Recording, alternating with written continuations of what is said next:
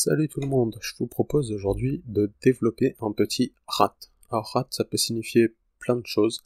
Remote Access Tool, Remote Administration Tool, Remote Access Trojan. Enfin bref, dans l'ensemble, c'est un logiciel qui va nous permettre d'exécuter des commandes sur une machine distante. Nous, on va le faire un peu différemment, c'est-à-dire que on va faire en sorte que la machine distante se connecte à nous, et ensuite on lui enverra les commandes qu'il exécutera, et il nous renverra les réponses. Donc ça, c'est ce qu'on appelle communément un reverse shell. Alors, pourquoi utiliser un reverse shell? Parce qu'en fait, dans beaucoup de réseaux, il y a un pare-feu qui protège le réseau, et ce pare-feu fait que vous, en tant que personne extérieure au réseau, vous ne pouvez pas vous connecter à n'importe quel port de n'importe quelle machine à l'intérieur du réseau. C'est bloqué par le pare-feu. Mais, à contrario, à l'intérieur du réseau, les gens à l'intérieur du réseau peuvent se connecter un peu sur tous les ports qu'ils veulent. Donc c'est pour ça qu'on fait un reverse shell, qu'on fait en sorte que notre cible se connecte sur nous. Alors, pour ce faire, on va avoir deux fichiers, un fichier serveur et un fichier client. Je vais les ouvrir tous les deux et on va commencer par le fichier serveur. Alors, dans ce fichier serveur, comme vous voyez, le seul module dont j'ai besoin, c'est socket. Et on va y aller petit à petit. On va commencer par créer un socket. Socket.socket. Socket.afinet.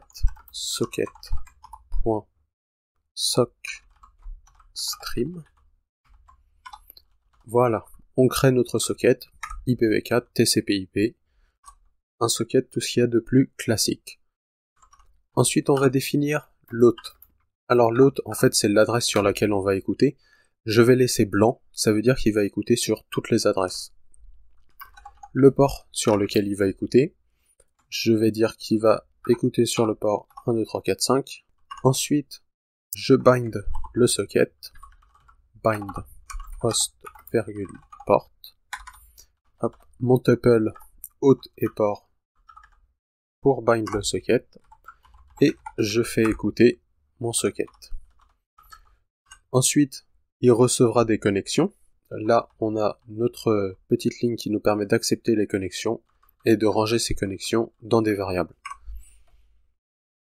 Ensuite, on va printer pour indiquer qui vient de se connecter à notre serveur.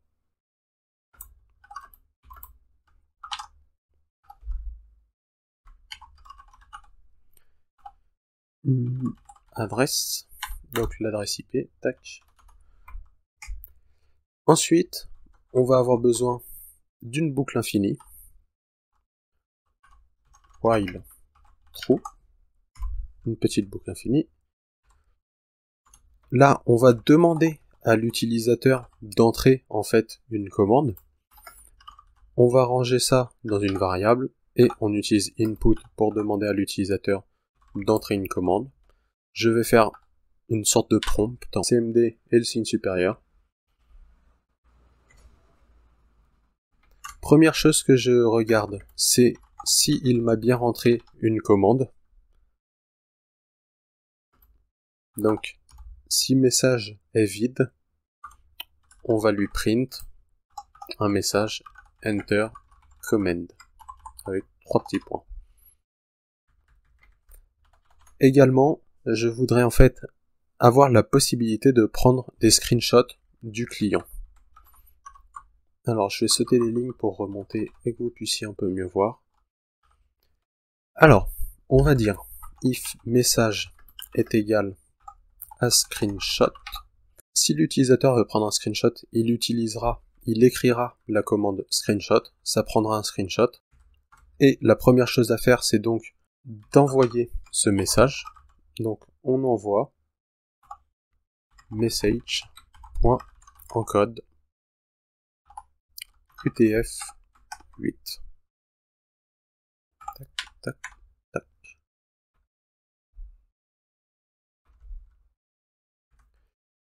Ensuite, étant donné qu'on recevra le fichier screenshot, on va devoir en fait écrire, en fait tout ce qu'on va recevoir, on va recevoir chaque octet du fichier screenshot, on va les recevoir les uns derrière les autres. Donc ce qu'il faut, c'est qu'on ouvre un fichier dans lequel écrire les byte qu'on va recevoir. Donc on va utiliser withOpen screen.png. Je vais l'enregistrer sous le nom screen. Il nous faut un WB write byte. Donc on va écrire byte par byte et je vais l'appeler IMG. Première chose que le client devra nous envoyer et donc qu'on devra recevoir, c'est la longueur de l'image. Parce que il faut qu'on s'arrête, il faut qu'on sache quelle taille fait l'image. Donc ce sera un entier con.receive 1024 et .decode.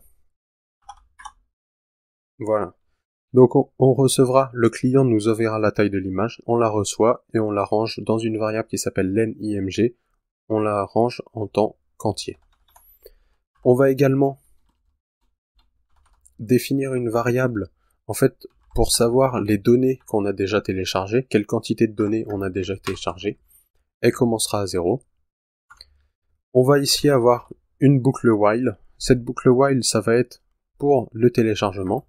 Et on va télécharger tant que les données téléchargées, donc while DL data, est inférieure à la taille de l'image, len.img. Alors, on reçoit, donc là, je vais respecter les commentaires, regv. Ah oui, non, il faut que je range ça dans une variable. Je vais l'appeler rec, cette variable, et je vais faire un con.regv 1024. Donc je reçois les données.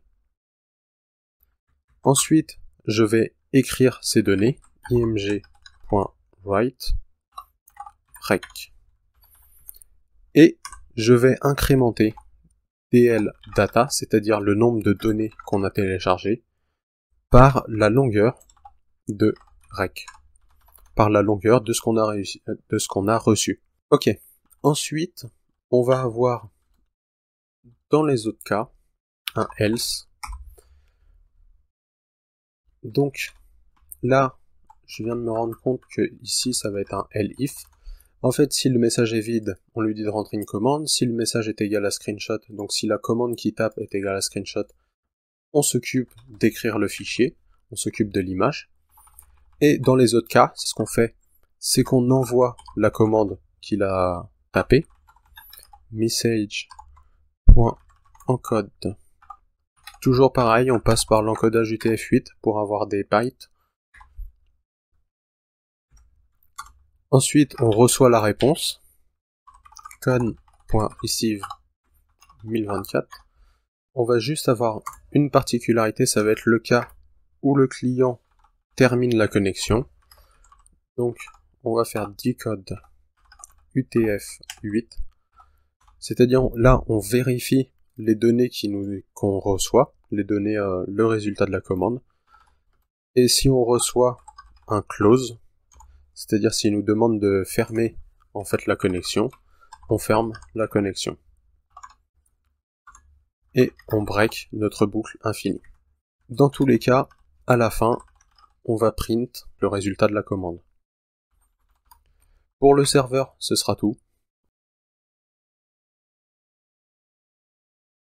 Alors pour le client il sera sur une machine Windows et il faudra que la machine Windows dispose du module MSS. MSS, c'est un module qui permet de prendre des screenshots sur Windows. Donc on va définir notre fonction screenshot. Donc elle ne prendra pas d'argument et on utilisera MSS. Donc cette fameuse MSS as SCT pour screenshot. Et on va faire sct.shot et le output sera égal à screen.png. Donc là, ce qu'on fait simplement, c'est qu'en fait on prend un screenshot et on le nomme, l'image on la nomme screen.png. Ensuite, on crée notre socket.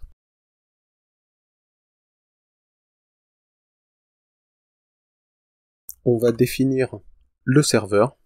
Donc, pour le serveur, là, ma machine, elle est en 10.0.2.6. Et pour le port, on a dit qu'on utilisait 1, 2, 3, 4, 5. Ensuite, on va se connecter. Donc on utilise notre tuple host port. Voilà. Une fois qu'on est connecté, on va avoir une boucle infinie. Une fois encore. Dans cette boucle infinie, ce qu'on va faire, c'est qu'on va recevoir la commande. Première chose qu'on vérifie, si cette commande, donc si le serveur nous a envoyé la commande goodbye, ça sera notre commande en fait pour quitter le programme. Donc si jamais il nous a envoyé goodbye, ce qu'on fait c'est que on lui envoie en réponse, on va lui envoyer close. Tac tac tac, close. Je préfère mettre ça. Donc on va lui envoyer close, donc du côté serveur, il pourra mettre fin à la connexion. Et nous aussi de notre côté, on va pouvoir fermer la connexion et casser la boucle. Ensuite, il faut qu'on gère si jamais commande est égale à screenshot, il faut qu'on prenne notre screenshot. On lance notre fonction screenshot. On cherche la taille de l'image. Donc len img str, ça sera un string, on va prendre un string os.pass.getSize. Donc on utilise notre module OS pour obtenir la taille de l'image qu'on a pris, screen.png. Et juste avant de continuer, je vais sauter des lignes pour faire remonter tout ça. Donc on en était à la taille de l'image. Ensuite, on envoie la taille de l'image en l'encodant. UTF-8. Une fois qu'on a envoyé la taille de l'image, on va pouvoir en fait ouvrir l'image byte par byte. Donc screen.png. On l'ouvre en read byte et on va l'appeler img. Ok. Et ensuite on envoie. Donc on envoie les données de l'image img.read. Ça nous suffira en fait à envoyer chaque byte de l'image. Ensuite, il faut qu'on gère si jamais on reçoit CD. Parce qu'en fait, CD, vu que c'est pour se déplacer, il va falloir le gérer un peu différemment. Déjà, si le serveur ne fait que CD, alors le client, donc nous là, on devra renvoyer le chemin dans lequel on se trouve actuellement. Donc, le résultat, ça sera subprocess.popen. Donc, on va simplement là exécuter notre commande cd et envoyer ce résultat en fait. stdout, on va le mettre dans un subprocess.pipe et ensuite on va envoyer result.stdout.read. Ensuite, ce qu'il faut gérer avec le cd, c'est que dans le cas du cd, il va soit donc envoyer juste cd pour savoir dans quel chemin il est, dans quel dossier il se trouve, ou alors il va envoyer cd suivi d'un chemin dans lequel il voudra se déplacer. Donc là, il faudra tester si 2.2, en fait donc on va sélectionner les deux premiers caractères de la commande. Si les deux premiers caractères de la commande sont égaux à cd, là ça sous-entend que commande n'est pas égale seulement à cd, mais égale à cd suivi de quelque chose. Donc dans ce cas-là, on va lui dire if os.pass, on va vérifier que le chemin existe, .exist. Alors, il nous faut une chaîne de caractères de la commande, mais là on ne va prendre qu'à partir du troisième caractère, c'est-à-dire qu'à partir d'après cd, et on va faire un replace, et on va supprimer en fait le retour à la ligne par du vide. Donc là, ce qu'on va tester, c'est si les caractères qu'il a mis après cd sont bien présents, en fait, s'il existe bien comme chemin. S'il existe bien, on va pouvoir faire un os.chdir, donc change directory, On va pouvoir se déplacer dans le chemin qui a été demandé. Pour ça, je vais directement copier-coller ça. Et là, je crois que j'ai oublié une parenthèse, et ça devrait le faire. Et ensuite, on fait s.send, parce qu'on va quand même lui dire où est-ce qu'on s'est déplacé. Donc je vais lui send un cd, le résultat de la commande cd.read. Et on encode tout ça en UTF-8, vu qu'on est en train d'envoyer directement. Ensuite, dans tous les autres cas, donc tant qu'il ne fait ni un screenshot, ni kit, ni un CD, dans tous les autres cas, on va pouvoir exécuter la commande demandée, subprocess.popen. On stocke ça dans une variable qui s'appelle R. On exécute la commande, on va lui dire shell égale true. stdout, ça sera dans un pipe, subprocess.pipe, et stderror également dans un subprocess.pipe. Parce que si jamais il y a une erreur, il faut qu'il puisse envoyer en fait cette erreur. Juste la petite particularité, on va faire une variable result, et la variable result sera r.communicate. Cette ligne va nous permettre d'attendre la fin de l'exécution de cette commande. Une fois qu'on a exécuté la fonction communicate, dans result, on aura un tableau avec en premier élément l'output normal et en deuxième élément l'erreur. Ce qui veut dire que s'il y a un élément à l'index 1, ça veut dire qu'il y a une erreur, et s'il y a une erreur, on envoie cette erreur. Dans les autres cas, il n'y a pas d'erreur, et donc on envoie l'output normal.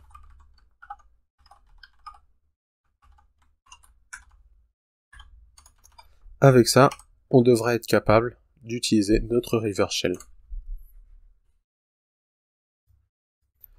Première chose, on va rendre exécutable notre serveur et on va l'exécuter.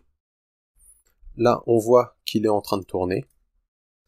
Ensuite, ce que je vais faire, c'est que je vais copier le client vers un dossier de partage de VirtualBox. Ensuite, je vais aller sur ma machine Windows. Ici, j'ai mon dossier de partage qui est ouvert. On voit bien que le client est apparu. Alors, juste avant, j'ai installé MSS, donc qui permet de prendre des screenshots. Après avoir installé MSS, je vais ouvrir le client avec idle. Et là, je vais appuyer sur F5 pour l'exécuter. Alors, problème de syntaxe, ici, il me manque une parenthèse juste là. On va relancer. OK. Ici, il manque également une parenthèse. Enfin, j'ai mis des crochets au lieu d'une parenthèse. OK. Là, c'est bon. Il s'est bien lancé. On va pouvoir retourner sur notre Ubuntu. Et là, on voit que j'ai également une erreur dans mon serveur. Donc, j'ai un adresse. Donc, ici, dans le print, j'ai mis un seul D à adresse alors qu'il y en avait deux. On va relancer le serveur. Là, il me dit que le port est déjà en utilisation, donc il va falloir que j'attende un peu qu'il libère le socket. Alors, j'ai relancé mon serveur, ici. Là, sur mon Windows, je vais relancer mon client. Mon client va se connecter sur mon serveur Ubuntu. On voit que je suis connecté à 10.02.15, donc je suis bien connecté au bon endroit. Si j'envoie des commandes, par exemple dir pour lister les dossiers, il m'a bien listé les dossiers là où je me trouve. Là, si je fais juste cd, il me dit où je me trouve, donc sur Z. C'est normal, j'ai exécuté mon script sur le lecteur en fait partagé de VirtualBox qui est en Z. Mais je peux me déplacer vers, par exemple, alors, avant en fait, je vais faire un dir sur another folder, qui est un dossier présent là où je suis. On voit que dans another folder, j'ai un fichier qui s'appelle top secret. Donc je vais me déplacer vers Another Folder. Là, on voit que il m'a bien donné le chemin dans lequel je me trouve maintenant. Donc je suis bien dans Another Folder maintenant. Et si là je fais un dir, on voit que je suis bien dedans. Il y a bien mon top secret qui est ici. Et je peux l'afficher avec la commande type top_secret.txt. Et oh non, my secret. Ok, donc on a découvert les secrets de l'utilisateur Windows. Maintenant on va prendre un petit screenshot. Ça a l'air de s'être correctement exécuté. En tout cas, on a toujours notre command line. Là, si j'ouvre le document dans lequel je suis actuellement, donc je suis actuellement dans EP13, on voit, j'ai bien obtenu un screenshot. Si on regarde la machine Windows, là j'ouvre la machine Windows, je suis exactement ici. Donc j'ai bien obtenu un screenshot de la machine Windows. Donc le screenshot fonctionne, tout a l'air de fonctionner, et je peux dire goodbye. En disant goodbye, j'ai mon client qui s'est déconnecté de mon serveur. Et on est revenu à un état normal. Comme toujours, c'est un script qui peut être amélioré de beaucoup de manières différentes, mais c'est déjà un script qui fonctionne, qui nous permet d'avoir donc un accès à distance, un Reverse Shell. C'est tout pour ce Reverse Shell. J'espère que ça vous aura plu et je vous souhaite une bonne journée.